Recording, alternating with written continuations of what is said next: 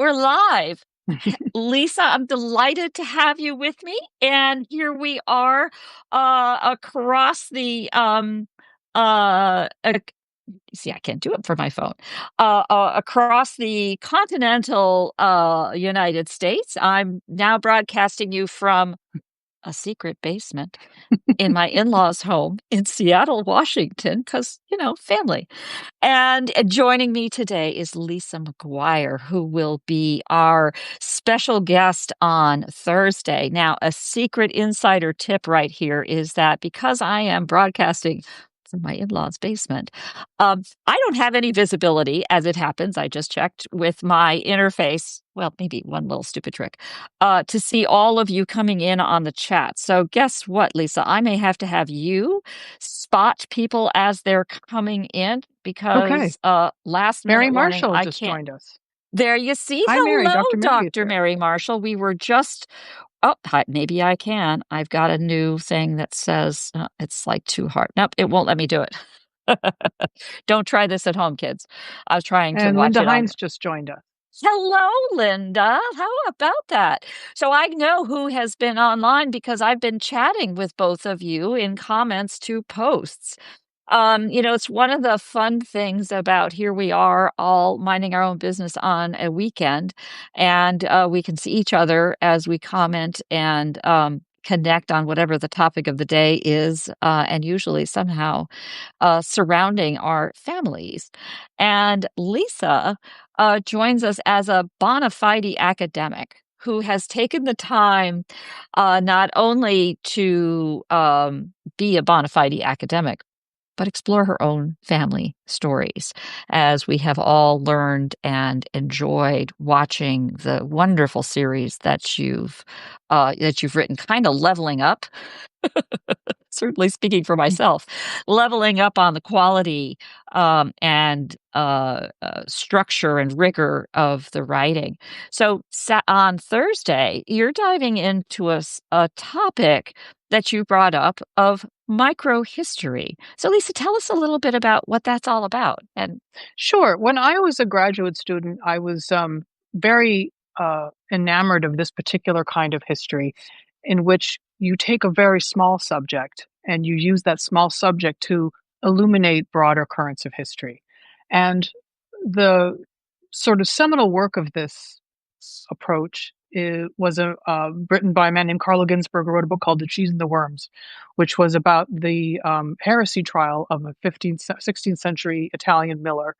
And in the trial documents, the inquisitors really examined his library, and from this the library of this man, Carlo Ginzburg shows to us this entire world of the early literate people, the people who first started reading widely, had access to books, and this is 16th century Europe, and really revolutionized the way we think about, you know, um, the history of mentalities in this period. And it was from a very small, like a very obscure person who happened to have a written record that he could investigate, and he could pull this out of and analyze this. And I thought, wow, this is exactly what family history can do. That, you know, you can study the history of your ancestors and do your genealogy, but what an opportunity to really flip the lens around and say, what does the experience of our ancestors tell us about the broader currents of history? What can we learn from this? Because, they're oftentimes not people who have history books written about them, right? So right. I just thought it was such an exciting way to think about family history. Yeah. I love that model or metaphor of flip the lens. Mm. Because, you have the macro and micro lens. And looking at, but here I am, I'm looking at the bookshelves behind you, ironically, um, and which are unique, by the way, just because it's so narrow and you don't have the shelf to dust. Very nice touch. But Oh, it's that's my husband's invention. These a are one by ones with carriage bolts. No dusting. genius. Genius.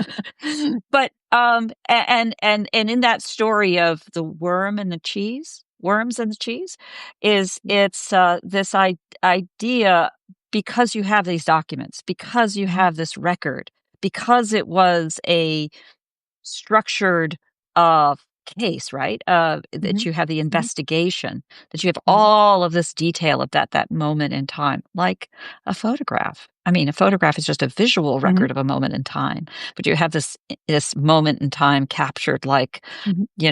a mosquito in amber, to catch and then to be exploring. Now, what of us as mere mortals? I mean, we're not academics, we're not scholars, we're just regular folks with Mhm, have records of our regular mhm. family. How do we know we're doing it right?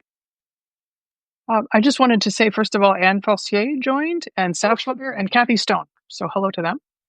thank Um, you. and yes, this is the thing that I find so exciting also about family history, which is that we can be historians, we can write history without having to have the doctorate, without having to have all the credentials and the you know uh, all the gatekeeping around history up until now. Like, I think there's so much information out there. It's really an opportunity for us to take those fragments, those artifacts that we have. It could be an object, it could be a document, it could be a photograph, it could be any of these things, and really ask historical questions of it. And what do I mean by that? Asking a historical question is, rather than thinking about your family as something that history doesn't just happen to your family. It's not just context. Your family is an active participant in history. And the opportunity here is to really say, you know, what can I derive from this artifact, from this document, from any record we have of our family, to say, how did they shape history? What is it about my family's experience that can teach us about the broader world? And that could be something like, it could challenge our received notions of the history of a community or a country or what have you. I mean, um, some of the things that I've written about my family, I feel like I've also just like rediscovered or illuminated things that people didn't really know, that people don't commonly know. Like, you have to be a really subject matter expert to know about some of these things.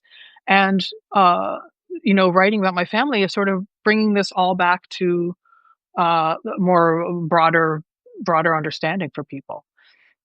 So I think that it's an opportunity to be an historian, and I don't think you have to be a PhD in history to do it. I think you just have to sort of use the tools and concepts of microhistory and apply them. So many of us can trace family back. Going to the 19th century is not that far back. Great great grandparents, Mhm, 19th, early 19th century. And during that tremendous period of transformation of in the Industrial mhm, Revolution, of these incredible periods of migrations, of incredible, devastating, traumatic wars, and other kinds of experiences that many of us can very easily just tick off that affected our mhm. families. How do we how do we know how to ask those questions? Can you just give us a list of what the 10 questions are? Well, it depends on the subject, right? So I guess a good example, I guess I could give you an example of some of the history that I ended up being able to write based upon my family history. Maybe that's a good place to start. So, um, a lot of us have had the opportunity to visit Quebec City as tourists and have seen this lovely old world capital, or capital of the province, with this beautiful citadel and these cobblestone streets. It's very charming, and it's very, very French. And people always say, oh, it's like going to Paris, it's like going to France, it's like it feels like I'm not in North America. It's a very French city, but it wasn't always a French city. It used to be an Irish city, and people don't really know that. It's was a city that in the 19th century was almost 40% Irish, and the Irish controlled it. They controlled it economically. And why? Because they controlled the port and they controlled the shipyards. And people don't realize also that the wealth of Quebec City came from timber, and the timber that was floated down the St. Lawrence River and packed onto ships that were then fed the British Empire. And when I started researching my family and learning that they were stevedores in the ports of Quebec City, I don't think I appreciated how transforming their part of um, that that economic phenomenon. I mean, it was a completely transforming experience for North America to basically create this massive industry that built the British Navy, that built the British Empire, and wood as far away as Kentucky was brought through Quebec City and floated down on these logs, these giant log rafts. And it's hard for us to imagine today the massive amount of wood that came through that port, and it was all managed by just a handful of stevedores. And of Wow. course, stevedoring. When I was a kid, or when I was before I started learning a bit more about this, I thought a stevedore was the dock worker.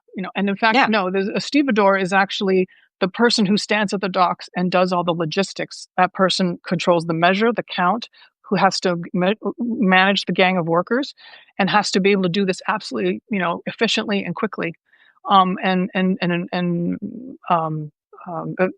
just cost effectively. And Yeah. so there's only a handful of people who did this work. And so my family, I've come from 3 generations of stevedores in Quebec City, and I knew that they were stevedores. I didn't know anything though about what they accomplished. And they were totally ordinary people. Like, they were just regular people. There's no books written about them. They never made their mark on the world in anything, but yet they fed this timber to, Mhm. across the British Empire. It's just kind of amazing. So that's the kind of opportunity I think there is for so many people to learn about their Yeah. families and see what they Yeah. what they accomplished. Yeah. I think here in Ron Chan, who is a writer that we've seen many Mhm, times on Projectkin, a friend of mine, he comes from third or fourth generation Chinese American in San mhm, Francisco. To think about that generation, count, count, count. Oh my goodness. His, mhm, great grandfather's generation were the Chinese who were building the railroad. And the stories that then implied of what those generations were doing and what that meant to the American laws with respect to Chinese, as well as the development all of California is so young. mhm, It's ridiculously young mhm, as far as economics are concerned, and so mhm, on. And even things like, again, shipping and how shipping has affected that market. You mentioned, mhm, giant logs moving through. I've been visiting Portland, and now I'm up in Seattle, and to see where the timber industries mhm, affected, as they were related to the rivers and mhm, Astoria in Oregon is right on mhm, the edge of the Washington border, which is why, because of fur trading, the same mhm. Astoria Hotel Astoria, and the same kinds of timber and so on, and how that affected stuff. I don't have family in any of those, but I actually got curious about that after reading your stories about Quebec Right. City, and that kind of who knew Irish. Mhm. Each But of I think we all these. have these Yeah, stories. we That's the do. thing that's so extraordinary, like the way and when I see so much of what is produced on Substack from our family writing, our family history and genealogy community, it's just astonishing to see, like, all these families that, had contributed so much and did so many interesting things, and they're not necessarily kings and generals. They're, very ordinary people, and I find that so interesting. I think the fault lies in this expectation that it is the kings and generals that are making Mhm. history.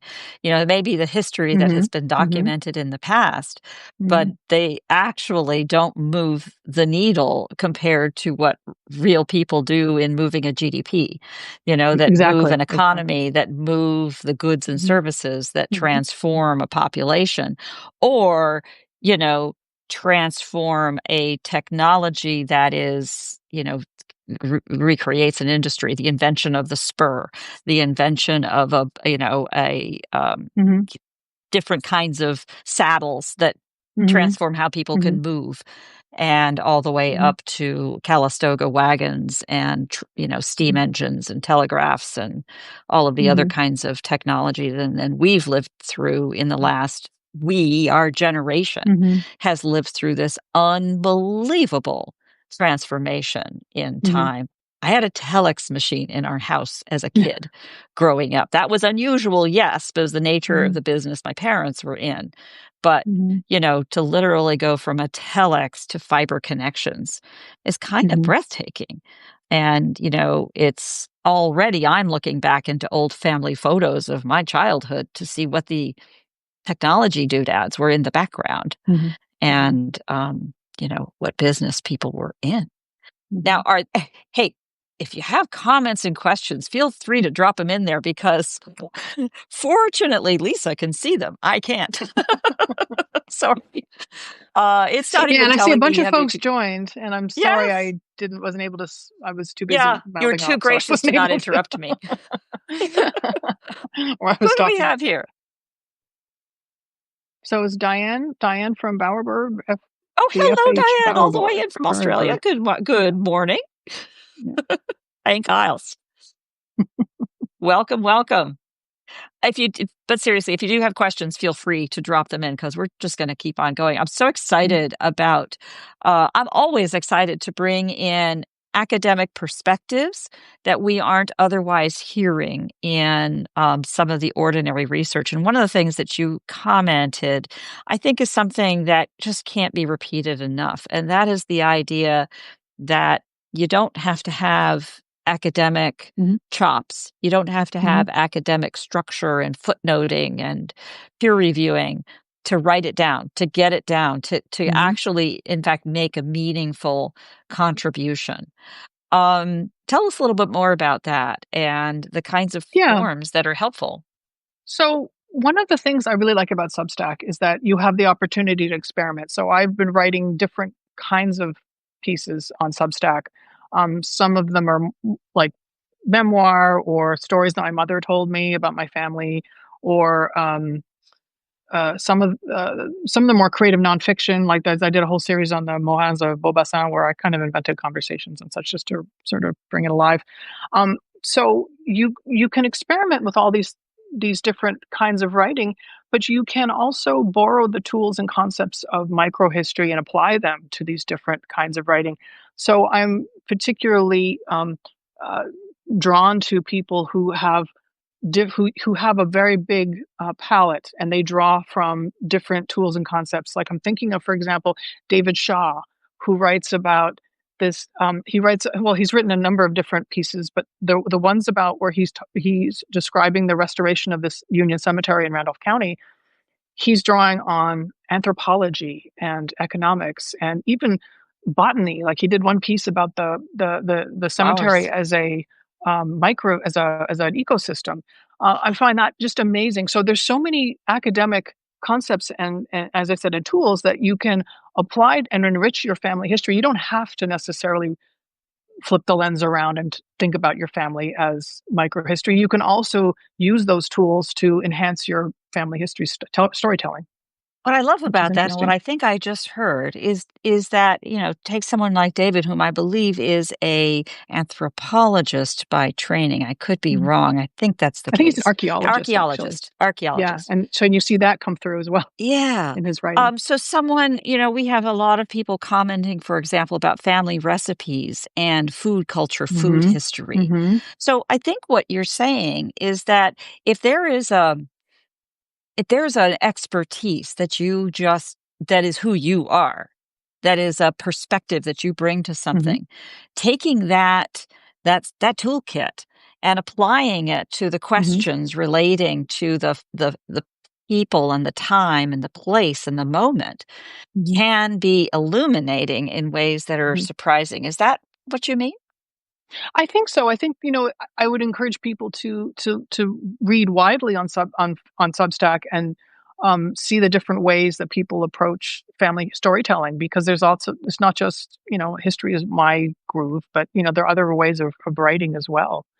Um, but I think what the piece that I wrote this week and what I hope we can talk about more on Thursday is really to invite people to try and use the concepts of microhistory, because I think you'll find it very rewarding if you take that step back. You not flip the lens around, but you pull it back and you sort of ask yourself, you know, what did my family contribute, and what does my family's experience tell us that we didn't know before?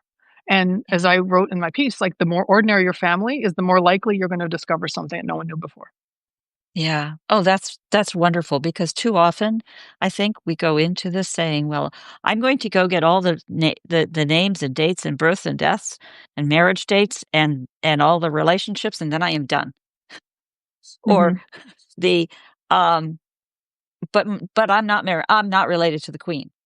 But I'm not, I don't have any famous people in my tree. I'm Mhm. done. Mhm. Or, and actually, my feeling is that if that's the way you feel about it, then you probably are done. But if you're going into this and discovering pieces that are just so fascinating, but you think Mhm. there's something wrong with you because you're not making forward Mhm. progress because you're so interested in the things that you're doing, you're probably doing it right. And Exactly. you're because you're interested. And Mhm. what you are capturing is going to be an artifact for the next path to follow you Mhm. because you're creating something that has dug into a period Mhm. of history. And even if you don't get the citations according to some specific format, Mhm. just keep going. If that's what Mhm. it takes to that you have enough of a record that you can follow, keep Mhm. going Mhm. and do the thing that is what is curious to you and the finding of the and exploring of the stories. Mhm. As I said, I've here visiting family and to see my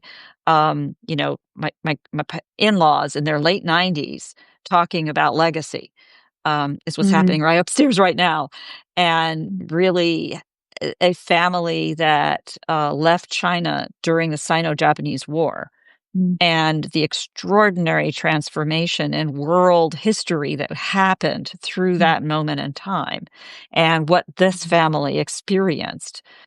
An ordinary family it just happened to have been there at that time, and Mhm. it I can't document all of them, but I know one, Mhm. and one little bit of a story, and that's each of these migration stories, each of these clashes, culture clashes, Mhm. transformations of industries, uh, and economic transformations that caused. Mhm. Good stuff. Good stuff. Too bad it can't change the present world, but we're getting there. Take things one step at a time. Well, I'm really looking forward to Thursday. Any other questions we should address here before we wrap? We good? I don't think so. I don't there's a comment that I'm so glad was able to join today. I'm not sure who left that comment though. I'm sorry, I'm not a very good moderator. You know I what? haven't really You've got a figured it day out yet. job. It's okay. That's okay. We've got this, and I kind of I love this spirit of experimentation on Substack. You put it beautifully there. And I love the spirit of all of you as if a community of stepping in there and joining in the I don't know, let's find out what happens. Because that's where we are in time right now. And it takes that extra effort of pushing forward to try new things and to make it Absolutely. work, and it sometimes is a little bit uncomfortable in the same way that trying that new, elliptical thing is a little bit uncomfortable on the legs, the next day.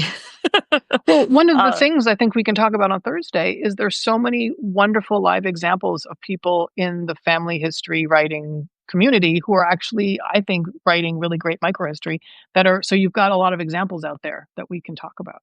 Yay. So, I look forward to that, and as all of you know, I go out of my way to, like, catch all those names and references. Because that's great stuff, and you know what? I know I don't catch them all, so that's what the comments are for. So I look forward to your feedback and comments after this as well, because that continues to, feed each other as we learn from that. That's how we get to know all of you as a community as a whole, and we continue to learn from each other and pass this forward. So a little Mhm. insider tip if you didn't already know, this will go out as a video just as soon as it's done, and I usually make a quick comment to let anybody who joins late know I'm going to be refreshing it with more notes and things, and you can usually tell how by the number of notes included whether I've been there or not, to get it done. And most of all, this one is, of course, a Substack Live. Our next session is actually recorded in Zoom. We do that so that all of you can join in. You can share slides or anything other media if you want, but most of all of you can join as participants and engage in the conversation as well. You do, however, need to register for a Zoom link, and you can find the link off the top of my head. You can get there by going to projectkin.org/events. and follow the dates to August 7th, depending, unless of course you're Diane in Australia and everybody in Australia, New Zealand, in which case it will be the 8th. Uh, uh, Early in the morning. It's our Pacific time, though Lisa is in Connecticut, and the secret reason for that is she really has a day job, and she's slipping this in. We're in all to get all of that done. And with that, I want to thank you all, and we will see you on see you on Thursday. All right. Thank you. Thanks. Bye Bye. bye. Bye bye. Talk to you soon.